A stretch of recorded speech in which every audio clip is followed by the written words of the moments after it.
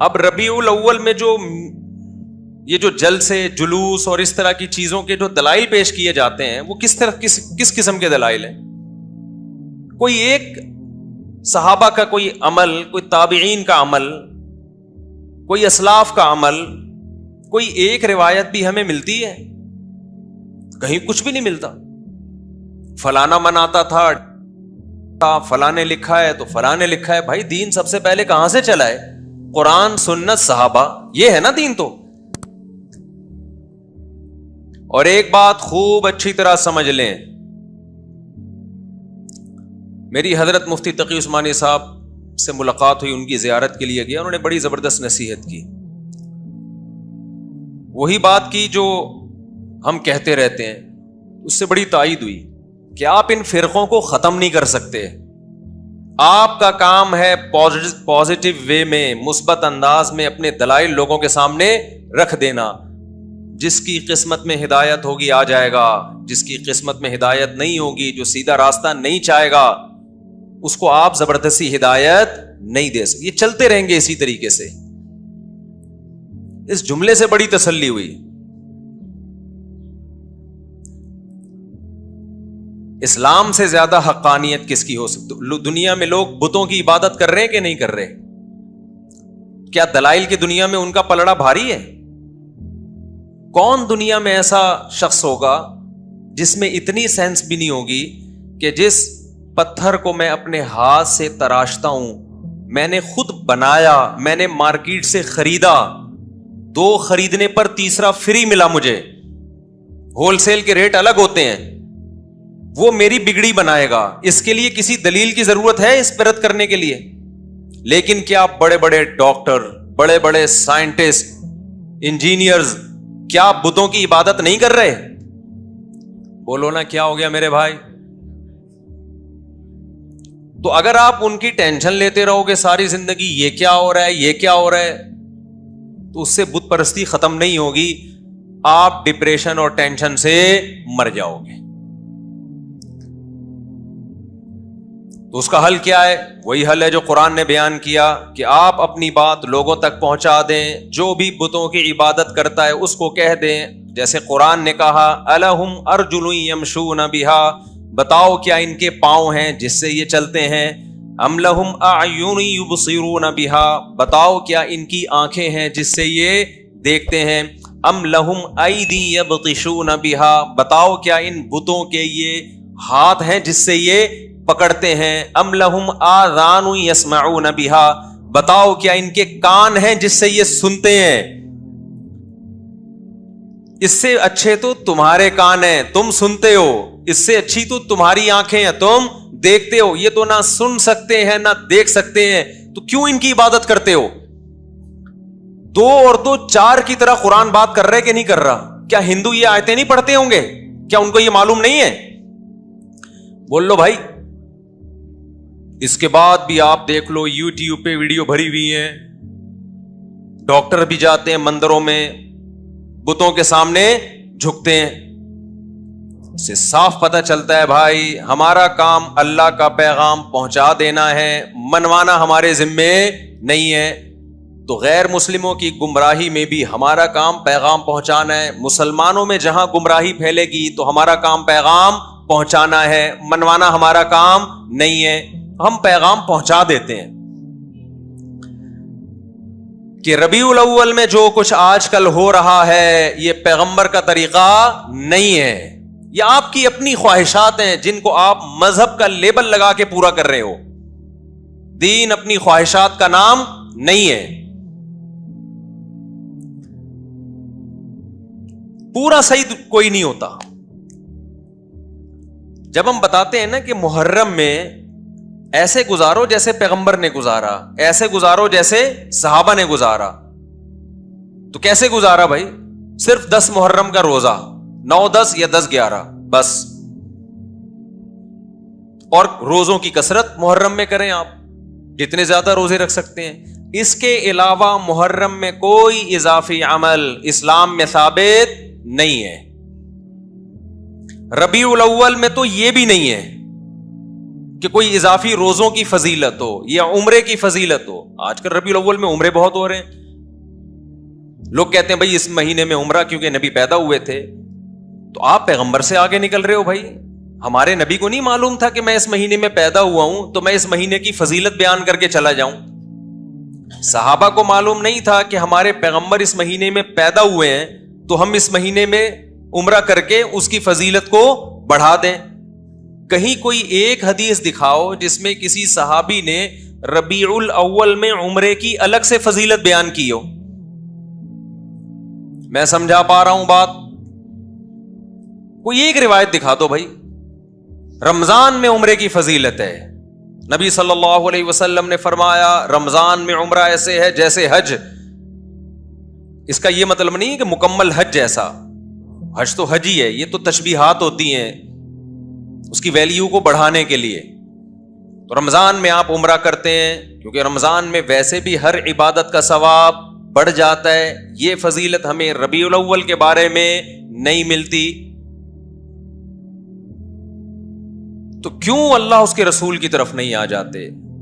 کیوں اس اسلام کو فالو نہیں کرتے جو 1400 سال پہلے آیا تھا؟ تو میں یہ عرض کر رہا تھا شیطان نے کیا کیا؟ وَزَيَّنَ لَهُمُ الشَّيْطَانُ أَعْمَالَهُمْ. شیطان برے اعمال کو کیا کرے گا؟ مزین. کل کوئی میرے سامنے کلپ آیا, اس کلپ میں کسی نے یہ کہا کہ غوث اعظم چاند پہ پہنچے تھے. اللہ عالم کسی کے پاس رپورٹ آئی ہوگی. اچھا, بہت سے لوگوں نے الٹا سیدھا لکھا ہوا تھا, برا بلا کہا ہوا تھا. کیا وہ کہہ رہا تھا کہ امریکہ تو بعد میں چاند پہ گیا ہے, غوث اعظم پہلے چلے گئے تھے. اچھا, نیچے سب ملے جلے کمنٹس آ رہے تھے نا. ایک نے بڑا اچھا کمنٹ کیا, اس نے کہا اگر کوئی غیر مسلم بھائی یہ کلپ دیکھ رہے ہیں تو خدا را اسلام کو برا نہ سمجھیں, یہ جھوٹی خبر ہے. سمجھ رہے ہیں نا؟ یعنی اس بندے کو یہ خیال ہوا کہ یار یہ ہمارے آپس کے مسئلے ہیں, چاند پہ گئے تھے نہیں گئے تھے یہ رپورٹیں ہم کرتے رہیں گے, لیکن غیر مسلم جب یہ مذہبی اسکالر سے یہ بات سنے گا تو وہ کہے گا کہ یار یہ ہے اسلام. یہ اس پہ فخر کر رہے ہیں کہ انگریز ایک تو جا نہیں رہے چاند پہ ہیں, جانا تو ہم کو چاہیے تھا نا. کیا خیال, ایک تو جا نہیں رہے ہیں, اوپر سے عذر لنگ بدتر از لنگ, عذر ایسا پیش کر رہے ہیں کہ ہم تو پہلے جا چکے ہیں. تو اس نے یہ لکھا کہ غیر مسلم کو کہا کہ کوئی غیر مسلم بھائی یہ دیکھ رہے ہو تو یہ اوریجنل اسلام نہیں ہے. یہ بڑا اچھا کمنٹس کیا, مجھے اس سے بڑا سبق ملا. میں نے کہا یار ہم ربیع الاول میں محرم میں جو کچھ بھی کریں یار, آپ دل کھول کے حلوے بھی کھائیں, مانڈے بھی, اور ناچیں بھی, اور گائیں بھی, اور جو بھی کرنا ہے کرو. غیر مسلم کو بس یہ بتا دو یہ اوریجنل اسلام نہیں ہے, تاکہ وہ بدگمان نہ ہو. جب غیر مسلم محرم میں ہمیں ماتم کرتا ہوا دیکھے گا, خون بہاتا ہوا, وہ اس اسلام کی طرف مائل ہوگا؟ بولو نا. اس میں اٹریکشن, نماز کو دیکھ کے مائل ہوتا ہے, روزے کو دیکھ کے مائل ہوتا ہے, حج کو دیکھ کے مائل ہوتا ہے. لیکن محرم میں جو ہم خون بہا رہے ہیں, اپنا ہی خون بہا رہے ہیں, اس عمل کو دیکھ کے غیر مسلم ہماری طرف مائل نہیں ہو. جو کچھ ربیع الاول میں ہم کر رہے ہیں اس عمل کو دیکھ کے غیر مسلم اسلام کی طرف مائل نہیں ہوگا. تو آپ سب کچھ کرو لیکن ہندوؤں کو, سکھوں کو بتا دو کہ یہ سچی مچی کا اسلام نہیں ہے. سچی مچی والا اسلام وہ ہے جس میں رمضان کے روزے ہیں, جس میں پیر جمعرات کا روزہ ہے. مسلمان صبح اٹھتا ہے, سحری کے وقت میں کھاتا ہے اللہ کے لیے, سارا دن بھوکا پیاسا رہتا ہے. شام کو جب افطاری پہ دسترخوان پہ بھوک پیاس کے بعد کھانا رکھا ہوتا ہے اور اس کے منہ میں جب پہلا نوالا جاتا ہے تو پھر یہ دعا پڑھتا ہے ذهب الظما, پیاس چلی گئی, وابتلت العروق, رگیں تر ہو گئیں, وثبت الاجر انشاءاللہ, اور جس خدا کے لیے ہم نے بھوک پیاس برداشت کی ہے اس خدا نے ہمارے نام اعمال میں روزے کا اجر لکھ دیا ہے. غیر مسلم اس اسلام کو دیکھ کے متاثر ہوگا جس میں آپ ماں باپ کے قدموں میں جنت تلاش کر رہے ہوگے. غیر مسلم اس اسلام کو دیکھ کے متاثر ہوگا جس میں گرل فرینڈ کا, بھنگی اور چماروں والے رشتوں کا کوئی تصور نہیں ہے, جس میں عورت سے وفائے بیوی بنا کے گھر لے کر آؤ, اس کو, اس کی اولاد کے کفیل بن جاؤ. یہ ہے وہ پیارا اسلام جو کس نے دیا ہے؟ جو اللہ نے ہمیں دیا ہے, جس کو دیکھ کر لاکھوں کروڑوں غیر مسلم مسلمان ہوئے ہیں. اور جو اسلام کا رخ آج پیش کیا جا رہا ہے, دھرنے اور روڈ بلاک اور یہ سب, یہ والا اسلام کبھی بھی غیر مسلم اس کی طرف مائل نہیں ہوگا. تو جیسے اس نے غوث اعظم کی کوئی غیر مستند کرامت بیان کر دی نا, چاند پہ پہنچنے والی، جس کا کوئی ثبوت نہیں ہے. تو نیچے کسی نے کمنٹس کر دیے، کوئی غیر مسلم بھائی، اس نے کے الفاظ تھے، غیر مسلم بھائی کو میں یہ بتاتا چلوں یہ سچی مچی والا اسلام نہیں ہے. تو آپ جو کچھ بھی کریں ایک بورڈ لگا دیں، بھائی یہ ہمارا اپنا اسلام ہے، یہ سچی مچی والا اسلام نہیں ہے. سچی مچی والے اسلام میں قبر ایک بالش سے اونچی نہیں ہوتی. سچی مچی والے اسلام میں قبریں پکی نہیں ہوتی. سچی مچی والے اسلام میں حلوے مانڈے نہیں ہوتے. پوری دنیا کے ڈاکٹر اس پر متفق ہیں کہ میٹھا کھانا انسان کی صحت کے لیے انتہائی نقصان دہ ہے. میں کینسر کے اسپیشلسٹ سے ملا ہوں، ان کا کہنا ہے کہ سگریٹ اتنی نقصان دہ نہیں ہے جتنے حلوے نقصان دہ ہیں. نہیں ہے میرا خیال بات سمجھ. سگریٹ سے زیادہ نقصان دہ کیا چیز ہے؟ حلوے. کیونکہ سگریٹ سے وزن نہیں بڑھتا، میٹھے سے وزن بڑھتا ہے. اور وزن بڑھنے سے بلڈ پریشر بھی ہے، شوگر بھی ہے، کینسر بھی ہے، 20 بیماریاں ہیں. سگریٹ سے صرف کینسر ہے. یہ ڈاکٹر کی رپورٹ پیش کر رہا ہوں، ہوائی فائرنگ نہیں ہے. اس پہ ریسرچ پیپر بھی دکھا سکتا ہوں آپ کو. تو اسلام اس چیز کو کیسے پروموٹ کرے گا جس میں 30 پہ بھی کھانا ہے، 40 پہ بھی کھانا ہے، 11ویں پہ بھی کھانا ہے، 13ویں پہ بھی کھانا ہے، اور جناب ربیع الاول پہ بھی کھانا ہے، 10 محرم کو حلیم کی دیگ ہے. ہر تھوڑے دن بعد کوئی نہ کوئی کھانے کا پروگرام چل رہا ہوتا ہے. اسلام میں صرف ایک کھانا ہے، 2 کھانے خاندانی. ایک بقرعید کا کھانا، اس میں بھی میٹھا نہیں ہے، اس میں کیا ہے؟ گوشت. ایک عید الفطر کا کھانا، اس میں میٹھا ہے لیکن بہت تھوڑا، کھجور کے چند دانے. اور ایک ولیمے کا کھانا ہے جو شادی کے بعد ہوتا ہے، جو بعض لوگوں کو 4 دفعہ نصیب ہوتا ہے. اس میں بھی گوشت ہے، میٹھا نہیں ہے. اس میں بھی اولم ولو بشاتن، نبی نے فرمایا ولیمہ کرو اگرچہ بکرے کے ذریعے کیوں نہ ہو، ایک بکری کیوں نہ ہو. اسلام ایسی خوراکوں کو پروموٹ ہی نہیں کرتا جسے کھا کے آپ چوڑے ہو جائیں. گوشت کھا کے چوڑا نہیں ہوتا آدمی، موٹا نہیں ہوتا، کاربوہائیڈریٹ کم ہے اس میں. اور آپ میٹھے کو فوکس کر رہے ہو. یہ والا کہ میرے پاس تو مٹھائی کے ڈبے لا کے نا لوگوں نے، جو آ رہا ہے مٹھائی کا ڈبہ لے کے آ رہا ہے گفٹ میں. میں پہلے گھر میں دیتا تھا، بچے کھاتے تھے، اب میں نے گھر میں دینا بھی چھوڑ دیا. میں نے کہا میں اپنے بچوں کو کیوں تباہ کروں اپنے ہاتھوں سے یار. لڈو کھا کے لڈو جیسے بن جائیں گے وہ. ہم نے اپنے بچوں کو فوکس کیا انڈے کھاؤ، گوشت کھاؤ، دودھ پیو. میٹھے کو میں پروموٹ نہیں کرتا گھر میں زیادہ، سمجھتے ہو. اور ہمارے یہاں مشہور کیا، کھانے کے بعد میٹھا کھانا سنت ہے. پٹانگ باتیں کر رہے ہو یار تم. کھانے کے بعد کھانا ہی کہاں سنت ہے کہ اس کے بعد میٹھا کھانا بھی سنت ہو.